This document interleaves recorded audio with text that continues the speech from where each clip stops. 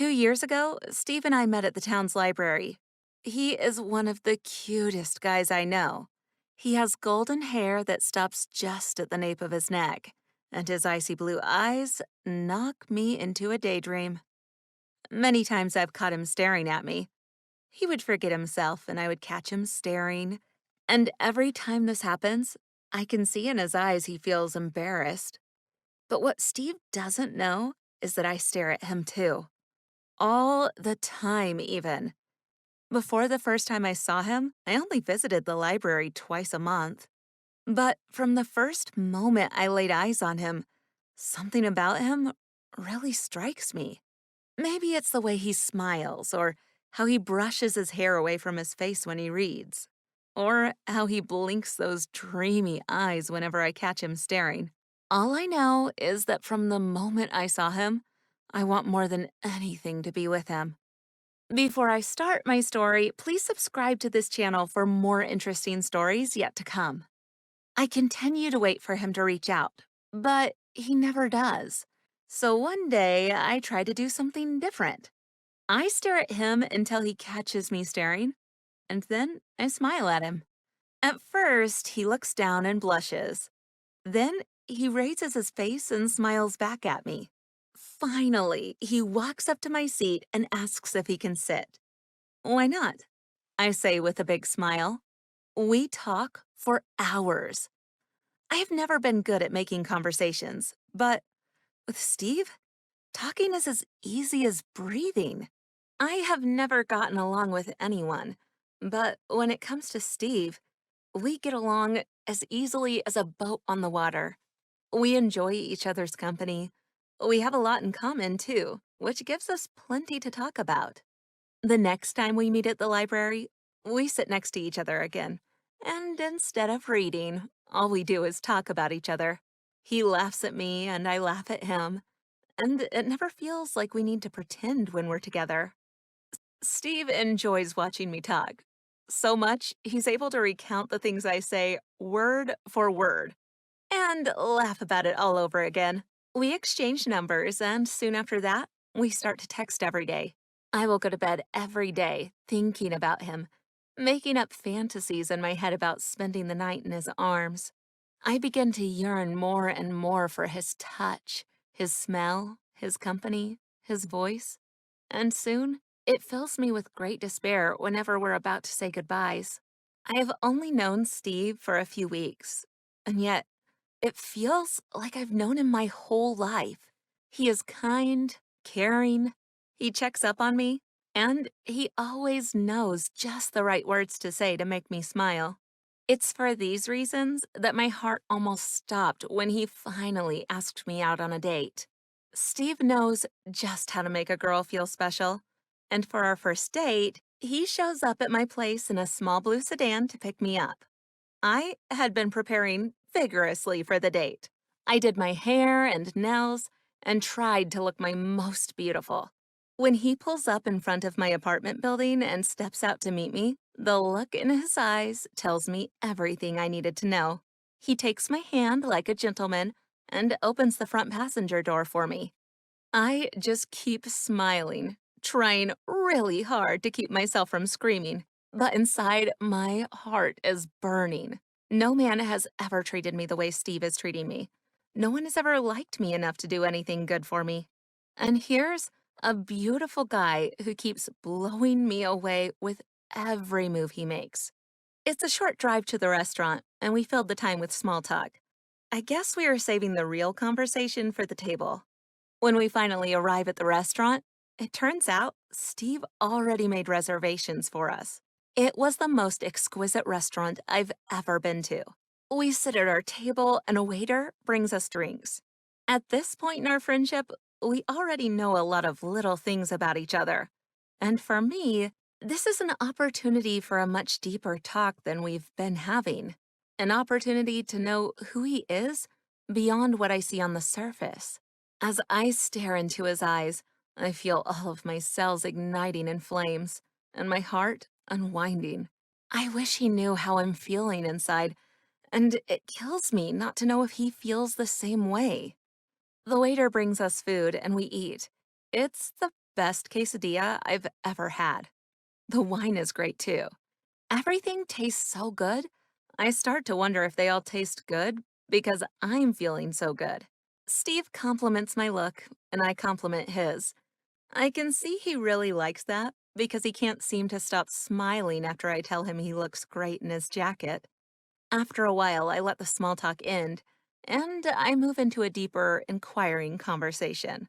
I ask him about his goals, aspirations, and where he sees himself in a few years from now. That's when I notice something I haven't seen before. Steve casually smiles at most of my questions, and then he just continues to eat. And when he does answer, his responses are so vague, it's difficult for me to piece anything from it.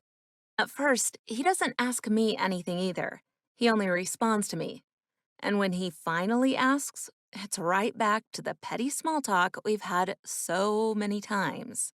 It takes me a while to realize that he's deliberately evading my questions with his charming smiles and compliments. As we exit the restaurant, a troubled feeling rises in my belly. The entire date suddenly feels like a letdown. Not because it wasn't fun, but because I expected more of it. I wanted to learn more intimate things about him, things he won't share with just anybody. I wanted to really know him, but for some reason, Steve doesn't feel like sharing. As we walk back to his car, he continues with this little charming conversation, making me laugh through most of it. But the stone inside of me remains. I stay quiet through the ride back to my apartment. When I step out of the car, I bend to the window and ask him, "Would you like to walk me to my door?" He smiles and says, "Why not?" He steps out of the car and hurries to me, takes my hand. He walks me into the building. We step into the elevator, and it's just the two of us. It's the first time we've been in a closed area by ourselves. It's as if the absence of everyone else leaves my senses terribly heightened. I can smell his breath, his perfume. I can hear his heart beating in his chest. He tightens his lips, and I can feel my skin contract. I don't know what he's feeling, but I can't imagine it's different from what I'm feeling. I let my hand touch his hand, and he gently takes my hand, pulls me closer, and plants his lips on mine. Just as we start to kiss, the elevator doors open. We laugh and walk into the hallway holding hands. When we reach my door, he kisses me again, and it takes a lot of mental power to pull away from him. When I finally do, I can see he's not too pleased that I stop. But he smiles and takes a step back too. Our hands are still touching, barely holding on to one another. I thank him for bringing me home, and like the gentleman he is, he says he's happy to. Steve says goodnight and starts walking away. The moment he turns around, my fear comes pouring out of me. I don't want him to go, but I don't want him to stay either. My heart is thudding heavily in my chest, and my whole body is screaming for me to go after him. I take a step forward, and then I stop. "Steve?"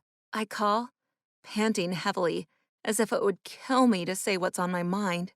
Steve stops and looks back.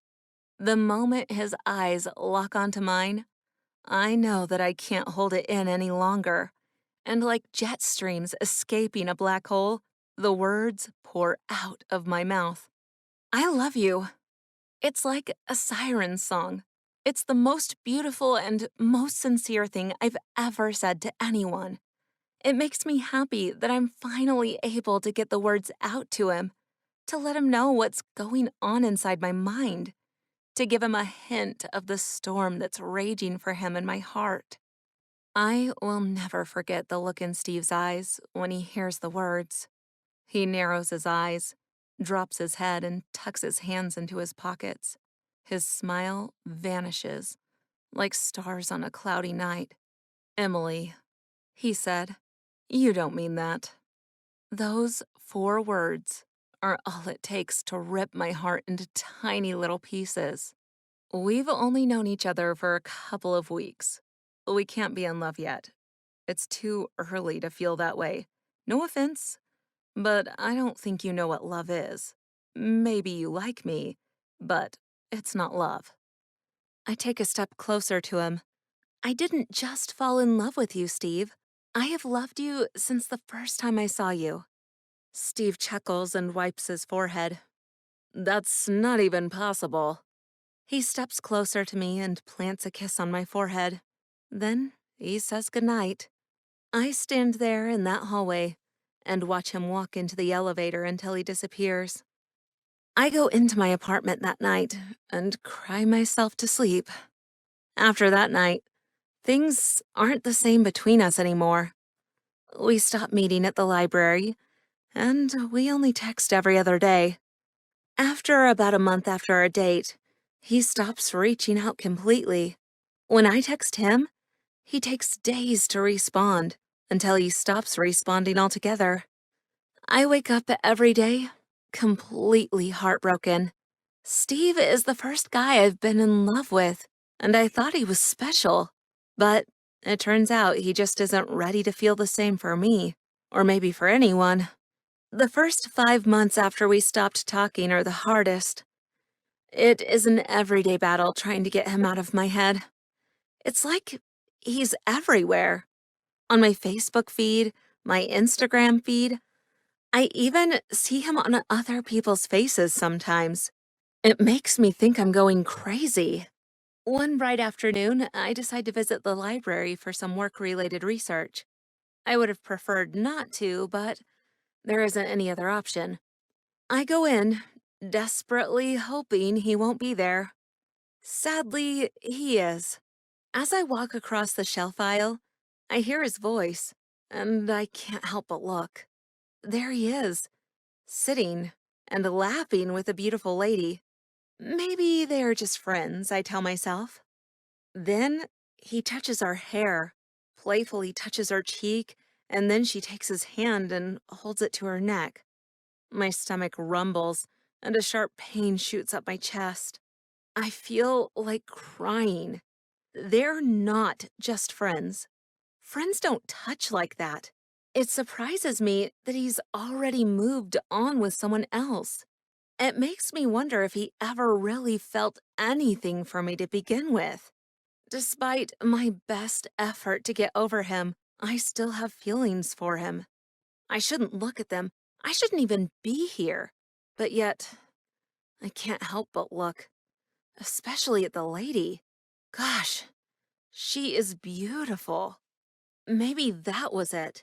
Maybe I'm not pretty enough. Maybe my hair isn't long enough. Or my smile isn't soft enough. Whatever the case, it's too late to do anything about it now. He's moved on. I wish them both well in my mind and walk away, even though I can feel my soul was evaporating from my body. It took me a while, but I found the books I'm looking for and decided to take them home instead of staying. The books are too heavy, and I didn't plan to take them home, so I have to carry them in my hands all the way back to my apartment.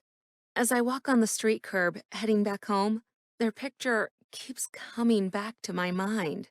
I suddenly lost the will to take another step, and the books fall out of my hands and scatter on the side of the road. I bend down and try to pick them up. It isn't until I saw teardrops on the ground beneath me that I realize that I've been crying. I find it hard to get back to my feet. So I let myself sit there on the curb, feeling hurt more than I ever have. Loving shouldn't have to be so hard, but this is. It's so hard, it's ripping me apart from the inside. How can I be so in love with someone who doesn't love me back? How can one person have so much power over another's emotions? I've tried to hate him, but hate is as powerful an emotion as love, and it eats at your soul. I hear soft thunder in the sky. I look up. The sky was getting darker and it looked like it would rain soon. I bury my head in my lap and cry, hoping the rain would wash these feelings out of me. It's so ironic that Steve once said to me that I don't know what love is, and yet He is the one who moved on so soon, so easy. Well, I am the one who is still stuck here in the same mental state even after 2 years. Now, who's the one who doesn't know what love is? Over the past 2 years, there have been several guys who asked me out on dates, but something just felt missing deep down in my heart. Sure, maybe by now I should be able to forget him, erase him from my mind, but some feelings are just permanent. I have always known that my feelings towards him was and still is love, right from the start.